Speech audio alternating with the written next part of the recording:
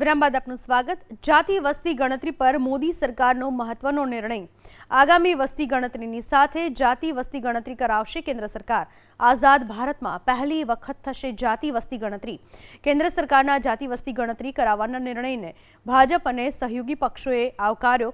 કહ્યું, જાતિ વસ્તી ગણતરીથી વિભિન્ન વર્ગોના લોકોની સંખ્યાનો પત્તો લાગશે। દેશમાં વિકાસને ગતિ મળશે તો વિપક્ષી જાતિ વસ્તી ગણતરીના નિર્ણયને પોતાની જીત ગણાવી, કેમ કે ખુદ રાહુલ ગાંધી સહિત વિપક્ષી પાર્ટીએ જાતિ વસ્તી ગણતરીની માંગ કરી કહ્યું હતું।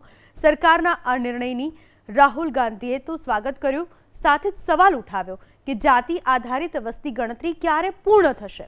રાહુલ ગાંધીએ માંગ કરી કે અનામતની 50%ની સીમાને હટાવવામાં આવે। મનાઈ રહ્યું છે કે બિહારની ચૂંટણીને ધ્યાનમાં રાખી આ નિર્ણય લેવાયો છે। વિરામ બાદ આપનું સ્વાગત। જાતિ વસ્તી ગણતરી પર મોદી સરકારનો મહત્વનો નિર્ણય। આગામી વસ્તી ગણતરીની સાથે જાતિ વસ્તી ગણતરી કરાવશે કેન્દ્ર સરકાર। આઝાદ ભારતમાં પહેલી વખત થશે જાતિ વસ્તી ગણતરી। કેન્દ્ર સરકારના જાતિ વસ્તી ગણતરી કરાવવાના નિર્ણયને ભાજપ અને સહયોગી પક્ષોએ આવકાર્યો। કહ્યું, જાતિ વસ્તી ગણતરીથી વિભિન્ન વર્ગોના લોકોની સંખ્યાનો પત્તો લાગશે। દેશમાં વિકાસને ગતિ મળશે તો વિપક્ષી જાતિ વસ્તી ગણતરીના નિર્ણયને પોતાની જીત ગણાવી, કેમ કે ખુદ રાહુલ ગાંધી સહિત વિપક્ષી પાર્ટીએ જાતિ વસ્તી ગણતરીની માંગ કરી કહ્યું હતું।